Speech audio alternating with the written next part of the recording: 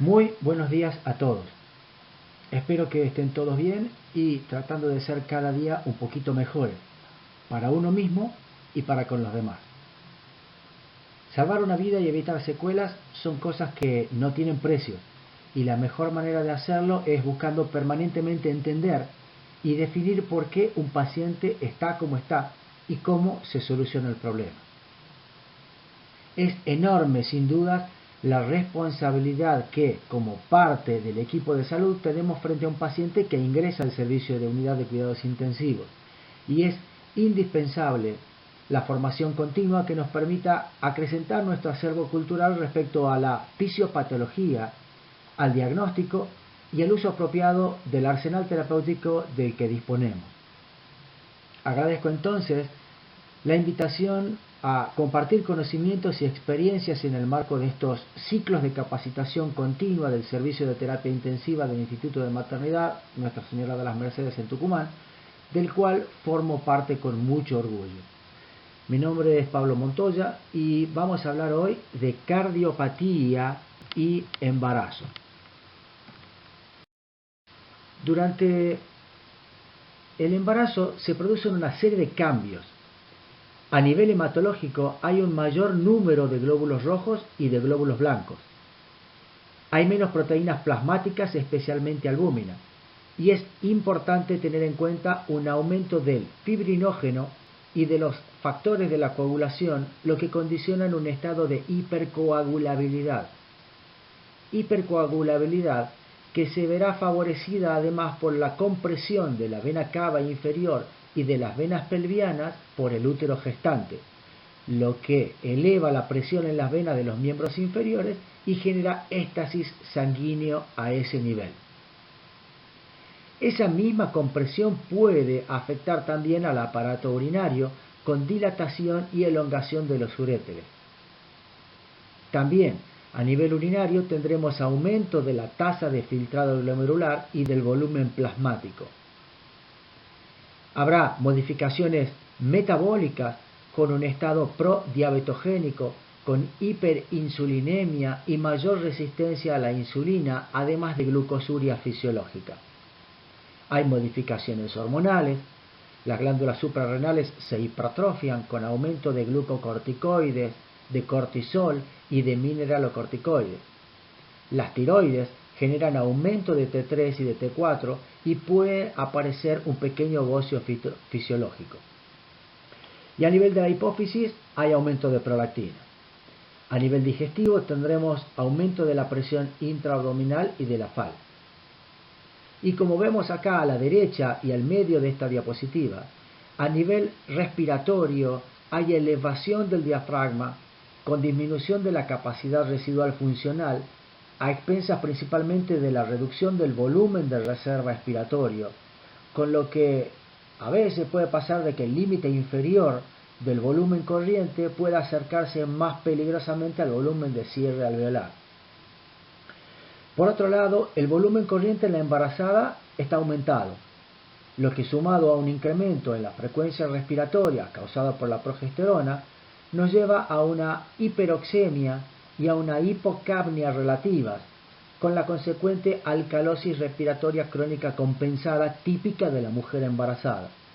Todo esto sirve para favorecer el intercambio gaseoso por gradientes entre la circulación materna y fetal. Durante el embarazo normal también se producen una serie de cambios cardiovasculares que están destinados a cubrir las mayores necesidades metabólicas que tienen todos los tejidos del cuerpo de la mujer embarazada y del producto de esa gestación, al que deberá, por un lado, mantener y hacer crecer, y por otro lado, liberarlo en el momento del parto, con lo que todo el sistema cardiovascular de la mujer deberá estar preparado para ese momento trascendente para la madre, para el hijo y en definitiva para la preservación de toda la humanidad. Esto es producto de un remodelamiento progresivo y programado de expansión del sistema cardiovascular, con dilatación del corazón, con diámetros auriculares y ventriculares aumentados dilatación de la aorta, de los vasos de resistencia renales y placentarios y del sistema venoso. En consecuencia, aumenta el retorno venoso y con ello la precarga a un corazón que está más dilatado, lo que incrementa directamente el volumen sistólico, a lo cual también contribuyen precozmente los estrógenos. Fíjense cómo el volumen sistólico se incrementa de 65 a 85 mililitros hacia las 20 semanas de edad gestacional. Por otro lado, hay una disminución de la resistencia vascular pulmonar y de la resistencia vascular periférica o sistémica. Ahora bien, esta baja resistencia vascular se da en mayor proporción que el aumento del volumen sistólico, con lo cual hay una tendencia a la disminución de la presión arterial media, disminución de la presión arterial sistólica y de la presión arterial diastólica, predominio de la diastólica, alcanzando su pico más bajo entre las 16 y las 24 semanas de edad gestacional. Este descenso de la presión arterial provoca, mediante el reflejo de varoreceptores, un incremento en la frecuencia cardíaca que contribuye con el aumento del gasto cardíaco. Recuerden que gasto cardíaco es igual a volumen sistólico por frecuencia cardíaca. El gasto cardíaco en la embarazada está aumentado a expensas entonces del aumento del volumen sistólico y de la frecuencia cardíaca. Este incremento del gasto cardíaco es notorio ya desde las 5 semanas de edad gestacional y alcanza sus valores más elevados hacia las 16 a 20 semanas de edad gestacional, llegando hasta un 50% por encima de los valores previos al embarazo. Ahora bien, el aumento del gasto cardíaco por un lado y el aumento de la frecuencia cardíaca por el otro aumentan la carga de trabajo para ese corazón, que en consecuencia requiere más energía y más consumo de oxígeno.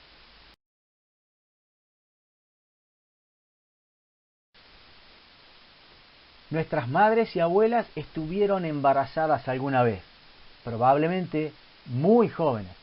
Antes el promedio de edad de embarazo era de 15 a 17 años. Hoy, por el ritmo de vida actual y el nivel de exigencia de la sociedad y por cuestiones culturales, hay retrasos en el deseo de ser madres y las edades de gestación tienden a ser cada vez mayores. Así, hoy hay mujeres que tienen su primera gesta a los 35 o 40 años, con un aumento en la prevalencia de factores de riesgo cardiovascular, sobre todo hipertensión arterial, diabetes y obesidad, con lo que hay más posibilidades de que se presenten embarazadas con cardiopatías adquiridas como la isquémica, entre otras. Además, por los avances de la medicina, las mujeres con patología cardíaca, miocárdica, valvular o canalicular, patología vascular, aórtica, hipertensión arterial sistémica o pulmonar, o con cardiopatías congénitas, corregidas parcial o totalmente, todas han mejorado su sobrevida y hoy alcanzan la edad fértil y los embarazos son posibles.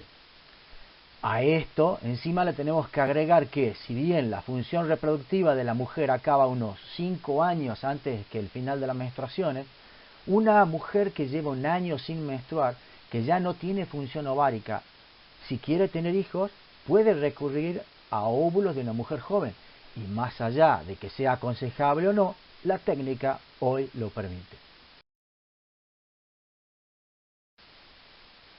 Y la cardiopatía durante el embarazo puede influir en la mortalidad materna. Permítame algunos comentarios respecto a mortalidad materna. Muerte materna es la defunción de una mujer embarazada o dentro de los 42 días posteriores al embarazo, a causa relacionada o agravada con el embarazo. En 1985, un estudio realizado por la Dirección Nacional de Maternidad e Infancia, junto con la Dirección de Estadísticas de Salud, confirmó la existencia de un subregistro, y en el 2002 otro estudio también encontró subregistro debido a deficiencias en la certificación médica de la causa de muerte en el informe estadístico de defunción. En un estudio nacional realizado en 2018 se encontró que el porcentaje de omisión en el año 2014 fue del 14%. Es por esto que La Dirección de Estadísticas e Información de Salud trabaja en la capacitación constante y la vigilancia con comités de mortalidad materna para mejorar la calidad de la información. La razón anual de mortalidad materna ha disminuido en los últimos 30 años a nivel nacional. Y a nivel provincial también ha disminuido en los últimos 15 años, con mejora en los resultados fundamentalmente a partir del 2013, momento desde el cual, creo yo, la capacitación continua de los distintos actores, fomentada desde niveles ministeriales y dirigenciales, se ha convertido en una constante que me ha tocado percibir personalmente, fundamentalmente a nivel de terapia intensiva, permitiendo que en el 2018 la razón de mortalidad materna en Tucumán esté por debajo de la media nacional y sea una de las más bajas del país.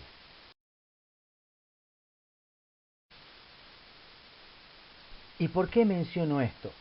Simplemente porque la presencia de cardiopatía durante el embarazo influye en la mortalidad materna y en la morbilidad materna. De hecho, en los países occidentales, la cardiopatía es ahora la principal causa de muerte materna durante el embarazo.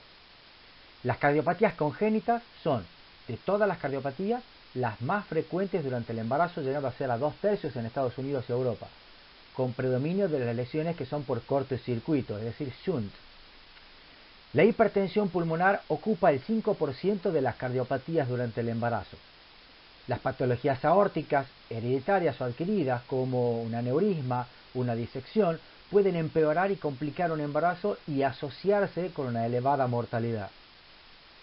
Tanto la enfermedad de las válvulas nativas como la presencia de válvulas protésicas conllevan problemas específicos durante el embarazo que veremos más adelante. El embarazo se asocia también con un aumento del riesgo de enfermedad arterial coronaria, y si bien los síndromes coronarios agudos y los infartos que complican un embarazo son poco frecuentes, cuando se presentan pueden ser muy graves. Las miocardiopatías de distintas etiologías, tanto hereditarias como adquiridas, y las canaliculopatías son poco frecuentes, pero suponen también causas graves de complicaciones cardiovasculares durante el embarazo. Una miocardiopatía, la miocardiopatía periparto, es particularmente importante por su gravedad y fisiopatología relacionada directamente con el embarazo. Por último, y como ya sabrán, los trastornos hipertensivos son los episodios cardiovasculares más frecuentes durante el embarazo y ocurren en un 6 a 8% de todos los embarazos.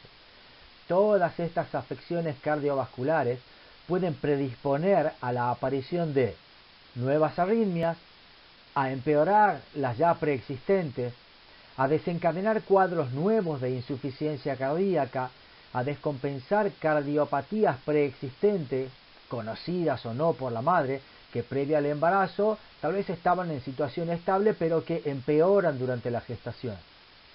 Además, como dijimos, por el estado de hipercoagulabilidad del embarazo puede aumentar la incidencia de tromboembolia. Por último, hay que decir que, especialmente en el caso de la hipertensión arterial con el embarazo, el problema fundamental es una disfunción vascular sistémica con todas sus formas, como también ya veremos. Todo con consecuencias graves no solo para la madre, sino también para el feto. Tengan en cuenta que la disfunción cardíaca materna está relacionada con un flujo útero-placentario alterado y un desarrollo fetal subóptimo, con posibilidad de retardo de crecimiento intrauterino, desarrollo de embrio o fetopatías, a veces ligadas a conductas diagnósticas o terapéuticas, a abortos, a partos prematuros y al óbito fetal.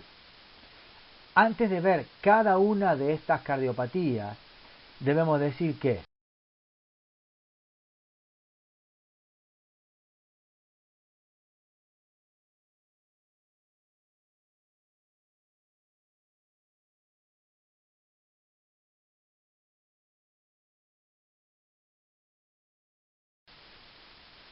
no todas tienen igual riesgo. La Organización Mundial de la Salud clasificó a las pacientes en 4 grupos de riesgo según la cardiopatía de base. Las del grupo 1 tienen leve aumento de la morbilidad y no en la mortalidad.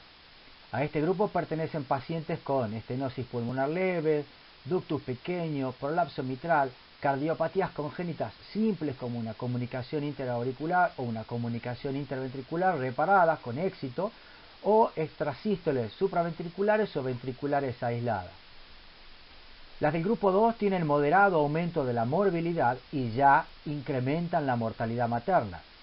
Aquí entran las CIA o CIB no operadas, los Fallot operados, las taquicardias supraventriculares y los Turner sin dilatación aórtica. En el grupo 2-3 están las miocardiopatías hipertróficas y la coartación de aorta, entre otras. Y en los grupos 3 y 4 ya las pacientes tienen un riesgo muy alto de mortalidad materna y de morbilidad grave, como es el caso de pacientes con deterioro de la función sistólica ventricular izquierda, pacientes que ya tienen el antecedente de una miocardiopatía periparto en embarazos previos, pacientes con estenosis mitral o estenosis aórtica grave, pacientes con prótesis valvulares mecánicas, con dilatación aórtica grave o con hipertensión pulmonar.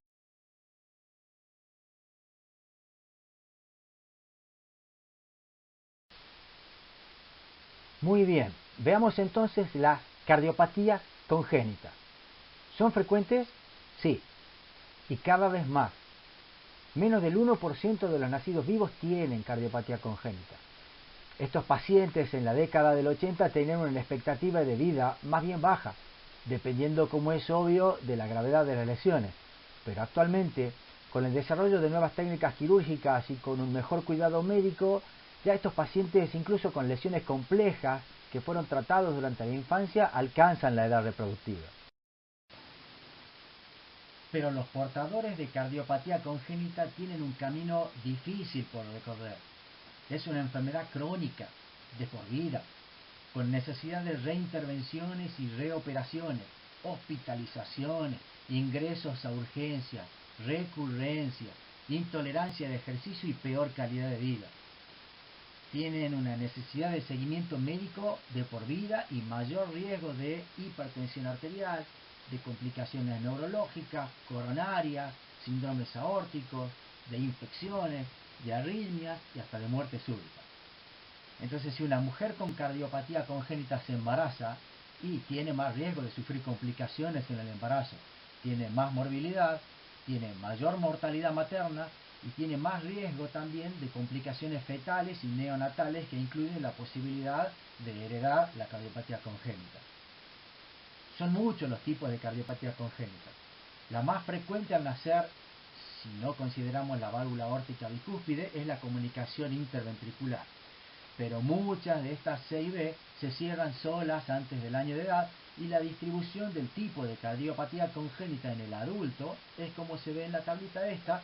En la mayoría de los casos, la comunicación interauricular seguida por la CIB, la persistencia de un ductus arterioso permeable, la cortación de aorta y en menor frecuencia la tetralogía de Fallot, la estenosis valvular pulmonar y la transposición de grandes arterias. De las comunicaciones interauriculares, la más frecuente es la de tipo ostium secundum. Aquí hay un shunt que va de izquierda a derecha y en consecuencia habrá una sobrecarga de volumen en cavidades derechas que con el tiempo puede generar elevación de la resistencia vascular pulmonar e hipertensión pulmonar. La mayoría de estas pacientes llegan al embarazo ya reparadas. El cierre percutáneo de la CIA es posible en caso de ostium secundum, pero raramente es necesario durante la gestación.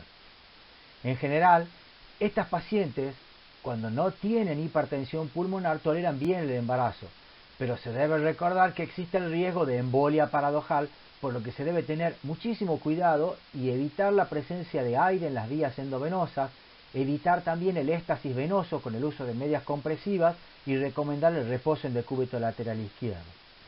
Además, por la dilatación auricular y más si fueron ya reparadas, por la cicatriz de la canulación y las suturas, estas pacientes tienen más posibilidades de presentar arritmias auriculares, a veces por macro reentrada, como son los aleteos de cicatriz.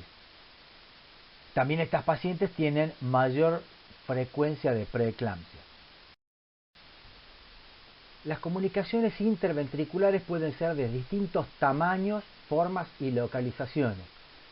Pueden ser únicas, pueden ser múltiples y pueden estar asociadas o no a otras malformaciones.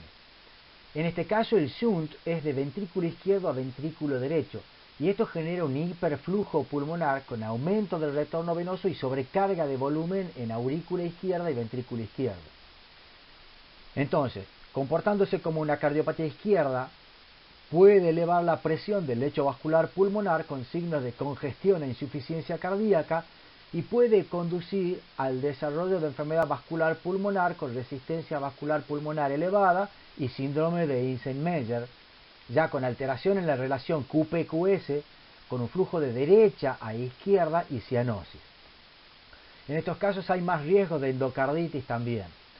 Y en el caso de las comunicaciones interventriculares perimembranosas que están más cerquita de la válvula aórtica, estas pueden generar un prolapso de una cúspide valvular aórtica, produciendo una insuficiencia aórtica progresiva. Ahora, en la mayoría de las embarazadas, con C y B que son únicas y pequeñas, estas toleran bien el embarazo. El ductus arterioso persistente es frecuente en recién nacidos prematuros, cuando no se cerró solito él mismo a las pocas horas del nacimiento. Y en este caso comunica la aorta con la arteria pulmonar generando un característico soplo continuo. Al igual que, como hablábamos recién, en el caso de la CIB, con un shunt de izquierda a derecha, esto genera sobrecarga de cavidades izquierdas y puede evolucionar con hipertensión pulmonar. Aunque no es lo frecuente, pueden diagnosticarse en la vida adulta en caso de ductus pequeños, o por el contrario, pueden ya venir pacientes con Eisenmenger. Si es que las pacientes no tienen hipertensión pulmonar, pueden tolerar bien el embarazo. Ahora, si ya tienen hipertensión pulmonar, y no. La coartación de aorta es un estrechamiento de la aorta proximal, por debajo del nacimiento de la arteria subclavia izquierda. A nivel proximal, hay un aumento de la poscarga del ventrículo izquierdo y esta sobrecarga de presión puede generar hipertrofia ventricular izquierda y dilatación ventricular izquierda con insuficiencia cardíaca. También puede generar hipertensión arterial en la parte superior del cuerpo, incluyendo el cerebro. Durante el embarazo, las pacientes con coartación de aorta que no han sido corregidas tienen más riesgo, por los cambios de la gravidez, más riesgo de ruptura o de disección de aorta. Además, debe controlarse estrictamente la hipertensión arterial porque tienen más riesgo de preeclampsia, de eclampsia, de ruptura y aneurisma intracraneal. Y a nivel distal, a nivel distal hay hipoperfusión con disminución de pulsos femorales y acidosis metabólica. En la mujer embarazada se deberá evitar la hipoperfusión placentaria. La anomalía de Ebstein, de manera simplificada, consiste en el desplazamiento apical de la válvula tricúspide con atealización del ventrículo derecho e hipoflujo pulmonar. Puede estar asociada o no a una comunicación interauricular. Puede estar asociada a trastornos de conducción en la rama derecha y a arritmias auriculares por dilatación y fibrosis de la aurícula y fundamentalmente puede coexistir con la presencia de múltiples vías accesorias con riesgo de fibrilación auricular preexcitada y muerte súbita. En caso de que hayan requerido cirugía y prótesis tricuspidea, obviamente requieren anticoagulación con todo lo que eso implica. La obstrucción del tracto de salida del ventrículo derecho puede ser supravalvular, valvular, infundibular o subinfundibular. Puede estar asociada a otras anomalías o puede estar aislada. En todos los casos, aumenta la poscarga con sobrecarga de presión en el ventrículo derecho. Puede generar insuficiencia cardíaca por disfunción del ventrículo derecho y también arritmia. La necesidad de una intervención depende de la severidad, que se correlaciona con un gradiente máximo superior a 64 milímetros de mercurio y con la presencia o no de síntomas. Puede o podría realizarse una valvulotomía percutánea con balón durante el embarazo, pero la verdad que esto es raramente necesario. Las pacientes, cuando están asintomáticas, toleran bien el embarazo. La profilaxis antibiótica contra endocarditis se recomienda solo para pacientes que tienen alto riesgo. ¿Y qué pasa en pacientes con tetralogía de Fallot? La tetralogía de Fallot es la consecuencia de una desviación hacia adelante del tabique interventricular que resulta en 4 cosas. Una CIB que no es restrictiva, es decir, no es pequeña, un cabalgamiento de la aorta inferior al 50% por encima del tabique interventricular, una obstrucción del tracto de salida del ventrículo derecho y su consecuente hipertrofia ventricular derecha. A veces es parte de otro síndrome más complejo, pero en la mayoría de los casos no lo es. Y el problema aquí es que hay un hipoflujo pulmonar por un lado y hay mezcla de sangre no oxigenada con sangre oxigenada en la aorta y la consecuente cianosis por otro lado, con presiones igualadas en ambos ventrículos e hipertrofia ventricular derecha.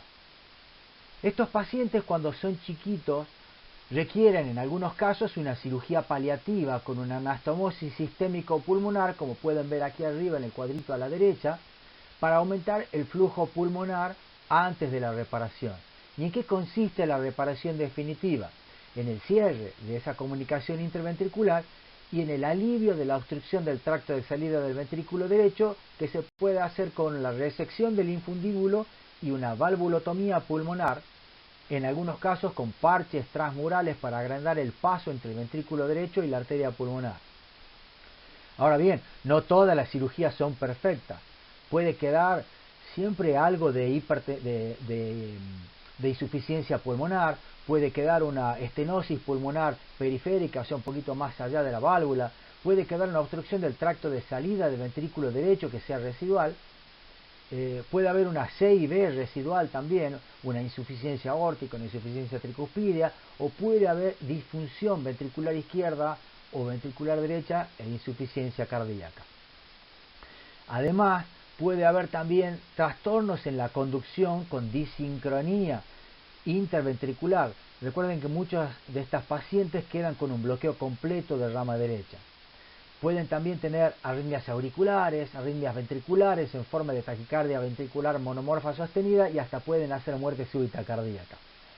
Además hay más riesgo de endocarditis y requieren profilaxis antibiótica en caso de procedimientos odontológicos, sobre todo aquellas pacientes a las que ya se colocó una prótesis pulmonar o que tienen cianosis.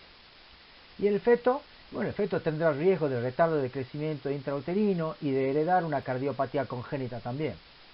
Si la paciente embarazada tiene un Fallot reparado y no tiene ninguna repercusión hemodinámica ni lesiones residuales, la tolerancia del embarazo puede ser aceptable.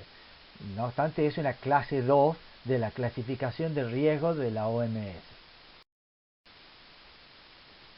La transposición de las grandes arterias se caracteriza por una concordancia AB y discordancia ventrículo-arterial. Esto es, la arteria aorta se origina del ventrículo derecho y la pulmonar se origina del ventrículo izquierdo. La simple tiene solamente esto, y la compleja está asociada a otra anomalía como una comunicación interventricular, una obstrucción del tracto de salida del ventrículo derecho o una coartación de aorta. Estos pacientes solamente pueden llegar a la adultez si es que son reparados cuando son chiquitos. Las primeras cirugías, por la década del 60, usaban la técnica de Senning y Mustard, llamada switch auricular, que consistía básicamente en la resección del septum interauricular y el redireccionamiento del flujo de las venas pulmonares que llegaban a la aurícula izquierda mediante un parche de pericardio.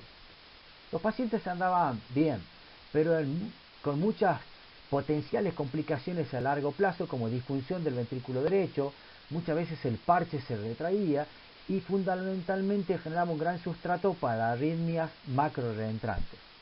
A partir de la década del 70, del 75 básicamente, se usa más el switch arterial, con anastomosis directa de los grandes vasos y reimplante de las coronarias.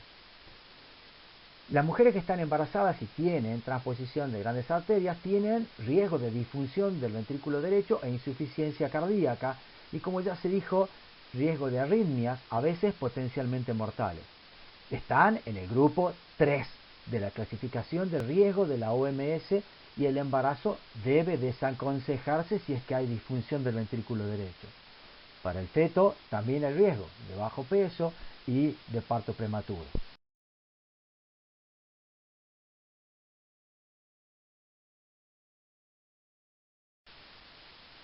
Pocas palabras en esta charla acerca de los enormes avances en el laboratorio de hemodinamia, que pasaron de solo diagnosticar a tratar diversas patologías por vía percutánea.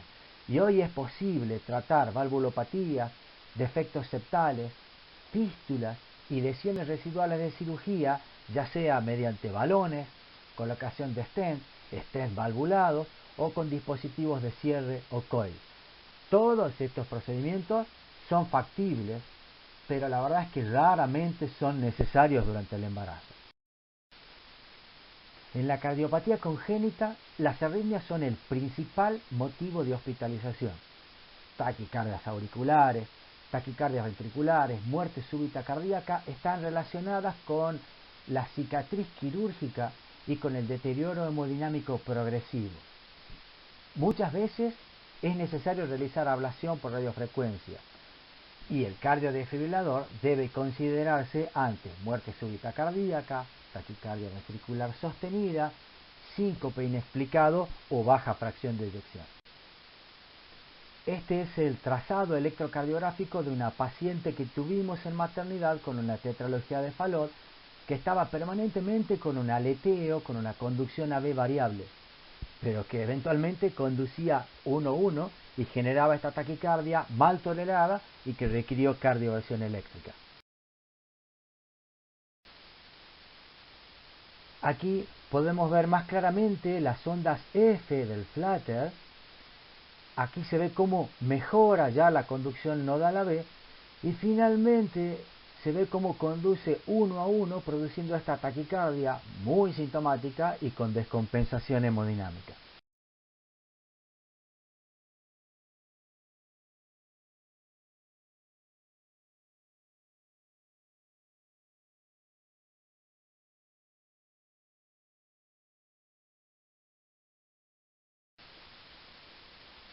Por otro lado, hay que tener en cuenta la estrecha relación anatómica que existe entre el sistema específico de conducción con las válvulas y el septum membranoso.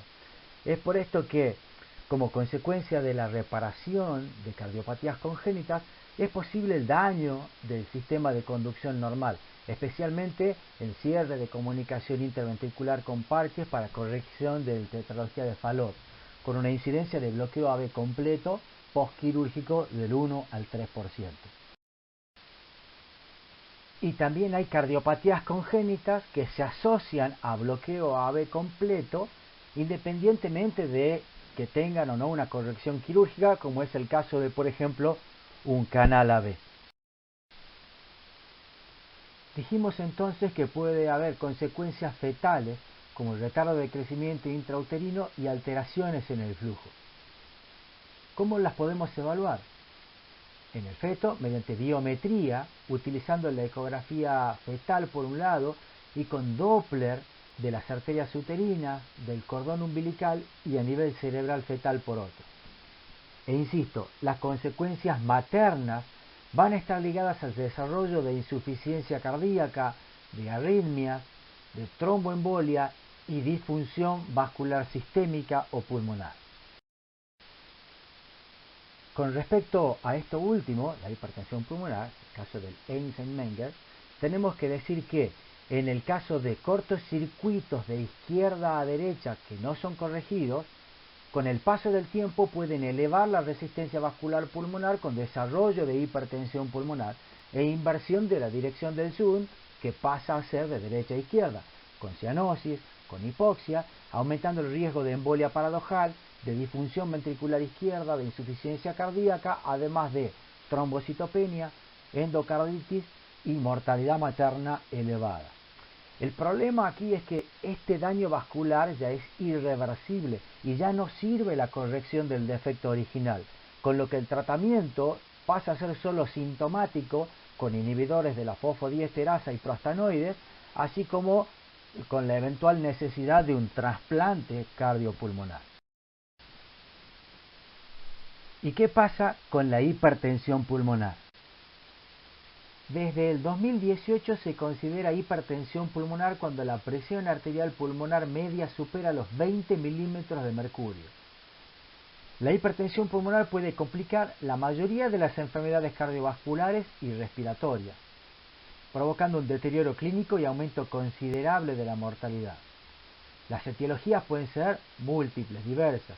A fin de agruparlas en base a similitudes de presentación clínica, a hallazgos patológicos, características hemodinámicas y estrategias en el tratamiento, se propuso su clasificación en 5 grupos. La causa más frecuente es la secundaria cardiopatía izquierda, es decir, el grupo 2, y es debida a presiones elevadas de llenado de las cámaras izquierdas, con hipertensión venosa pulmonar y presión de Welch por encima de 15 milímetros de mercurio, pero sin aumento de la resistencia vascular pulmonar, por lo menos al inicio, pero que puede evolucionar sí después con un incremento en la resistencia vascular pulmonar, generando ahora sí una hipertensión pulmonar postcapilar y precapilar. La hipertensión pulmonar atribuible a enfermedad vascular pulmonar es menos común e incluye la hipertensión arterial pulmonar y otras condiciones como enfermedad respiratoria o la enfermedad tromboembólica arterial pulmonar crónica, es decir, los grupos 1, 3, 4 y 5 de la clasificación. Estas tienen presión de enclavamiento, presión Welch, por debajo de 15 milímetros de mercurio y sí tienen una resistencia vascular pulmonar elevada por encima de 3 unidades Welch. Esta es la hipertensión pulmonar precapilar. El diagnóstico de certeza requiere la realización de un cateterismo derecho con la complejidad y los riesgos inherentes a un método invasivo. La ecocardiografía, aunque no lo reemplaza, constituye una herramienta accesible que es más económica y sin riesgos en contexto de hipertensión pulmonar sospechada o confirmada. Esto se puede simplificar así: si la velocidad pico del JEB de regurgitación tricuspidea es mayor a 3.4 metros por segundo, la probabilidad de hipertensión pulmonar es alta. Además, la ecocardiografía permite discriminar entre los distintos tipos de hipertensión pulmonar en base a la evaluación de lo que vemos en las cavidades izquierdas, especialmente el diámetro auricular izquierdo y los signos de disfunción diastólica, como se usa en este score, que es el score de Potocki. Además de poder considerar la función valvular, la presencia o no de lesiones congénitas y de signos más específicos como el signo de McConnell o la presencia de trombos que pueden contribuir a determinar la etiología de esa hipertensión pulmonar. Las embarazadas con hipertensión pulmonar tienen hasta un 30% de mortalidad. Se recomienda evitar el embarazo, pero en caso de que se presente, se debe estudiar la posibilidad de interrumpirlo. El periodo de mayor riesgo es el puerperio inmediato y las causas más frecuentes de muerte son la disfunción del ventrículo derecho y la tromboembolia. Bosentan y otros antagonistas de los receptores de la endotelina se asocian a embriopatías y en algunos casos pueden ser útiles el uso de sildenafil y los antagonistas cálcicos. La mortalidad fetal y neonatal, no obstante, también es elevada. Vamos a terminar por hoy hablando de patologías aórticas. Me gustaría mencionar varios síndromes, como el síndrome de Marfan, el de Ehlers-Danlos, el de Loeys-Dietz, que tienen en común la hiperlaxitud articular y que, junto a la aorta bicúspide y al síndrome de Turner, pueden predisponer a la formación de aneurismas y a la disección de aorta o de otros vasos. Y en algunos casos hasta puede predisponer también a rotura uterina. Es importante en todos estos casos medir el diámetro de la raíz de la aorta, que puede llegar a aumentar hasta 3 milímetros durante la gestación. Y si ya el diámetro es mayor a 45 milímetros, el riesgo de disección es muy alto y se debe recomendar cesárea. Se debe evitar el uso de ergonovina y se debe propiciar el uso de beta bloqueantes. Bueno, con esto terminamos la clase de hoy, para que no sea muy agotadora. En la próxima ya comenzaremos hablando de valvulopatías en embarazo. Muchas gracias.